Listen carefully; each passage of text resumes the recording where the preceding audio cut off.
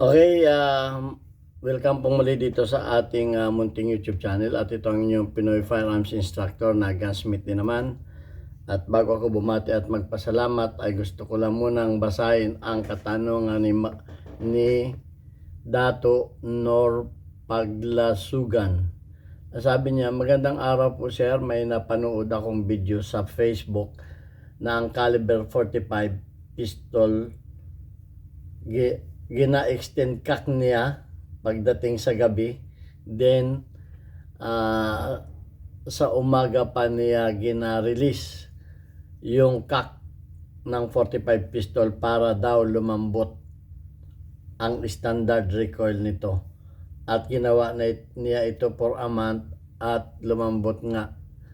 Tinanong ko lang po sir, hindi po ba ito makakasira sa performance ng baril? Sana po mapansin po. Thanks po.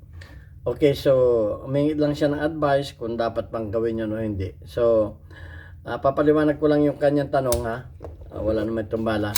Ang ibig sabihin, may napanood daw siya sa video na Facebook na ang ginagawa ay paggabi, ganito ang posisyon. Paggabi. At pag-araw lang niya ibinababa ito. Para daw madaling ikasa. Okay, dahil gusto niya siguro palambutin itong mainspring.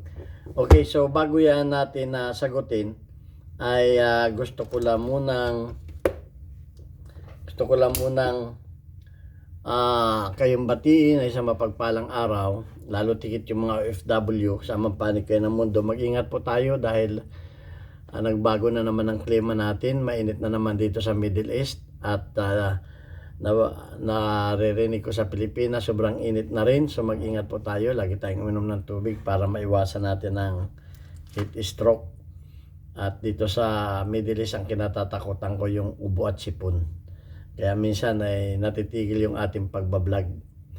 Okay, at sana panatilihin nating malusog tayo, ingatan ng ating mga kalusugan, at lalo tigit yung ating mga trabaho. Mag-ingat po tayo na huwag tayong maaksidente. At pasasalamatan ko rin yung ating mga subscribers na tayo ay umabot ng 41,100 plus. At maraming salamat do sa mga hindi nag-skip ng ads, dahil kayo ay nakakatulong sa ating mga beneficiaries. Ang YouTube channel po natin ay ginawa ko hindi para sa pansarili kong bulsa o dagdag na kita, dahil tayo ay dati nang may pinapag-aral ng mga bata na anak ng single parent. Ngayon, nung tayo nagkamero ng YouTube channel, ang kinikita nito ay inilaan ko sa kanila, kaya nga sila ay 6 na ngayon, at gusto ko pa silang madagdagan. Gusto ko talagang makatulong pa sa mga bata, dahil tayo ay hindi na nagpapaaral ng mga anak. Nakagraduate na po sila, at bilang pasasalamat lamang yan. At gayon din okay naman yung kinikita ko dito sa ating kumpanya. 20 years na po tayo ditong nagtatrabaho bilang isang firearms instructor, gunsmith at consultant.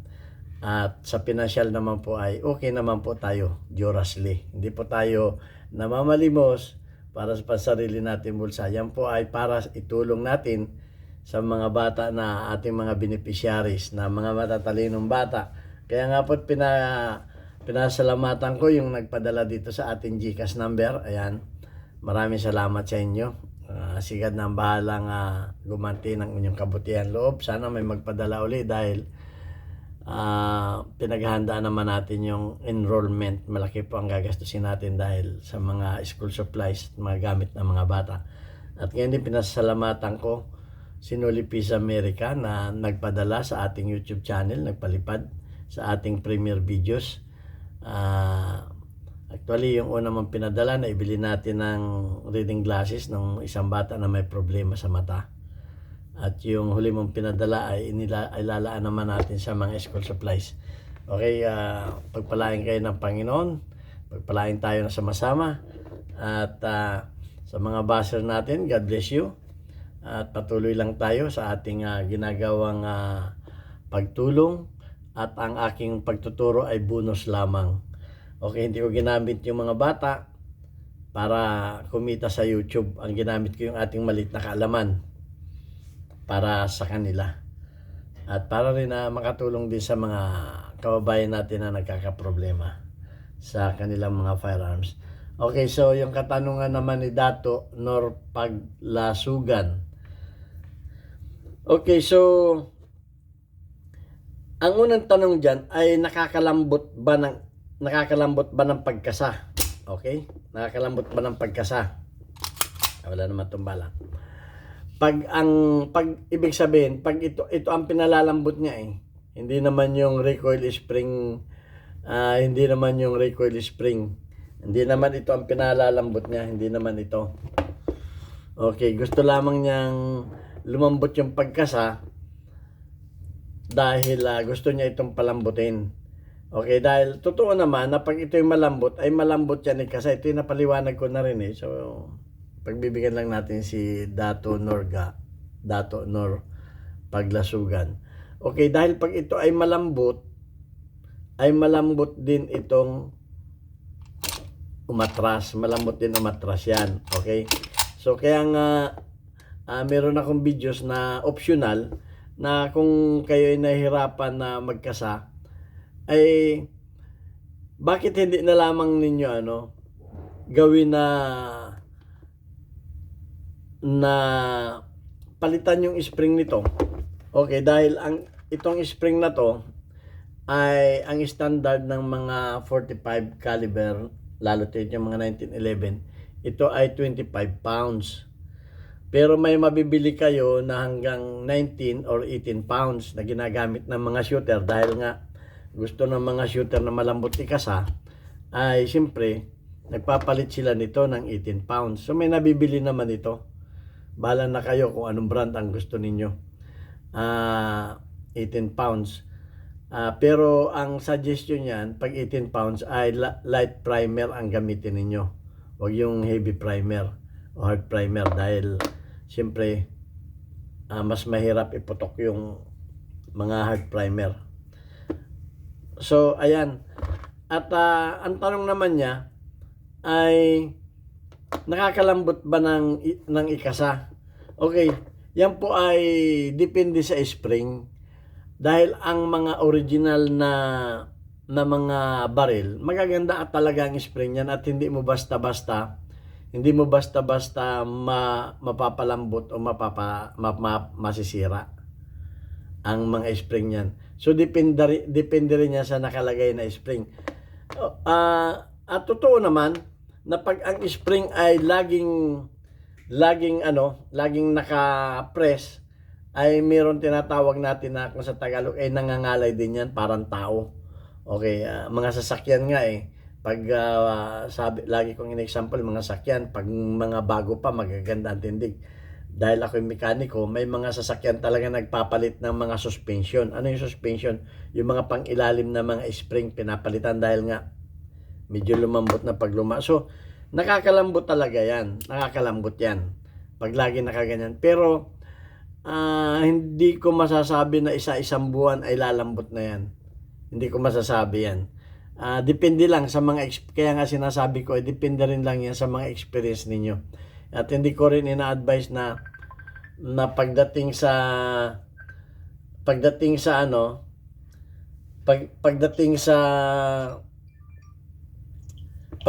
mga experience ay hindi naman talaga pare-pareho. Siguro yung experience nung nagpost sa Facebook ay totoo na lumambot yun sa kanya. Hindi rin natin alam, baka ay ano lang niya, yung parang paniniwala lang niya ay nagkameron. Pero totoong nakakalambot talaga ng spring. Bakit sarado pa yung camera mo?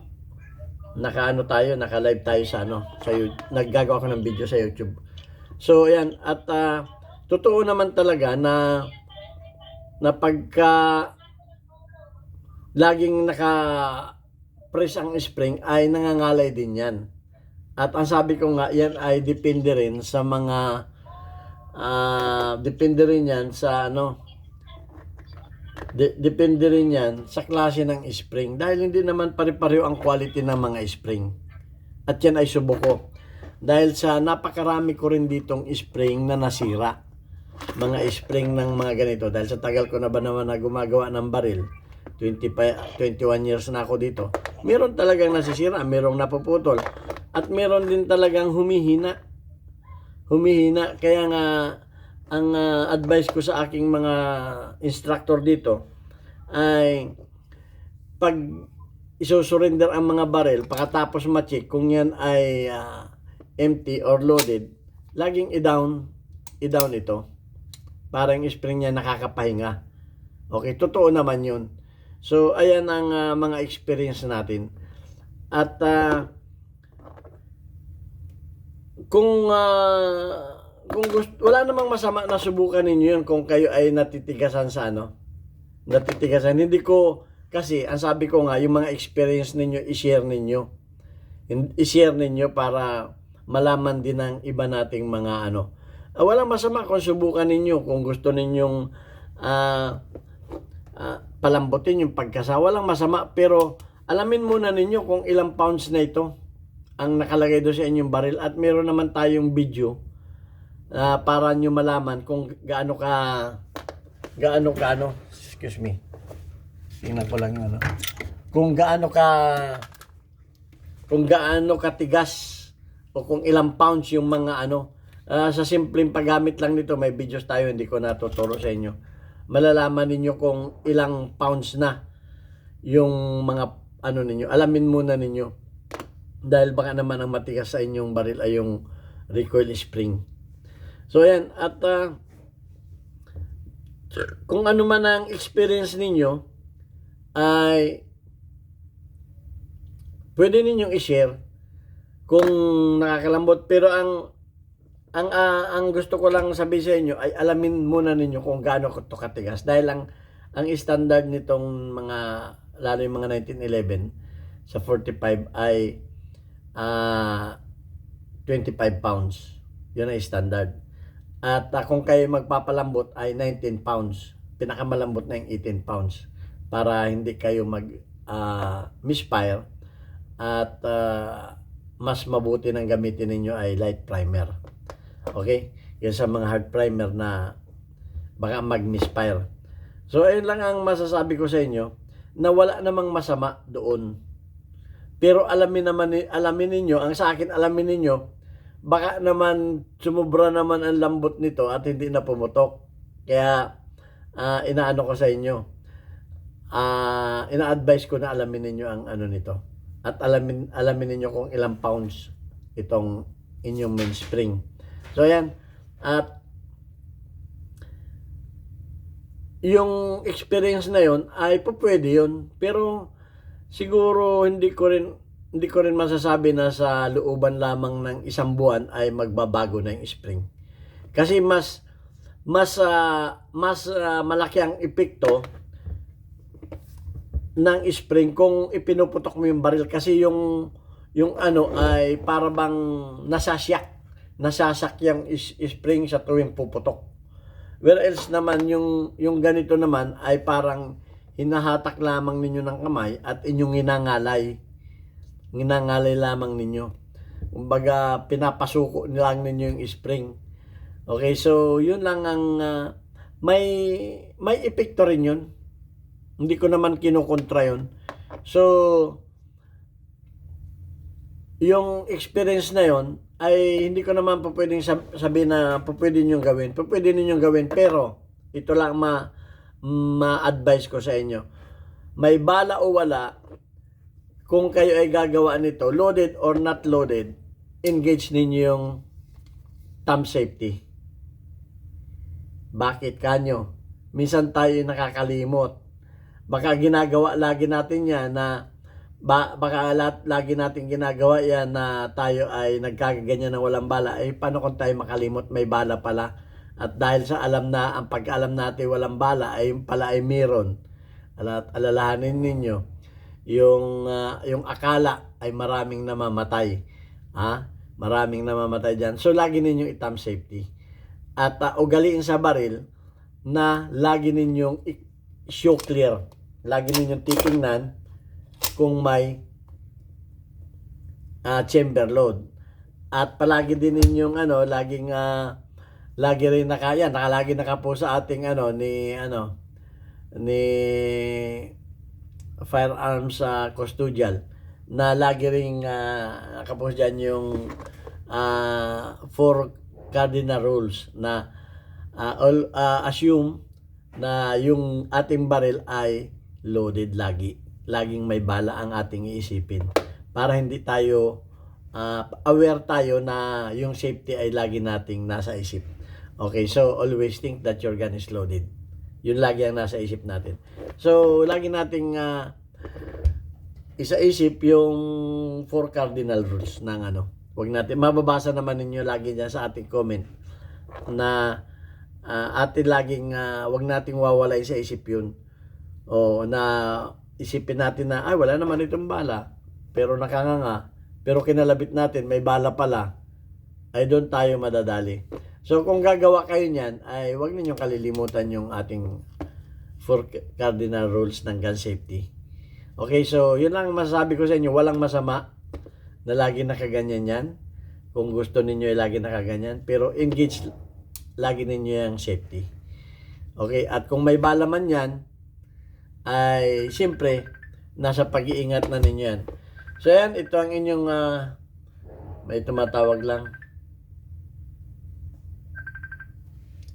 Partner, saglit lang.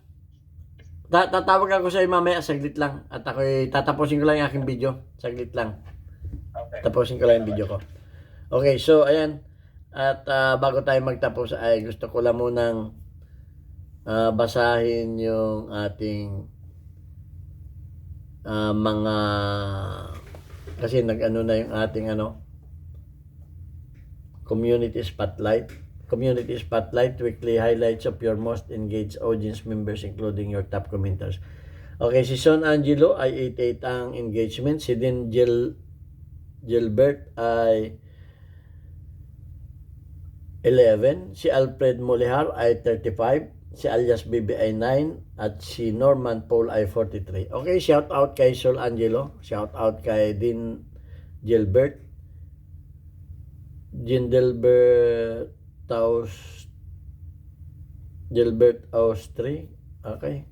So, Alfred Molihar, shout out sa iyo. At shout out kay Alias Baby. At shout out kay Norman Paul. Okay, mag-like, subscribe, share yung ating mga videos para mapasali din kayo sa ating community spotlight. Okay, thank you very much. God bless us.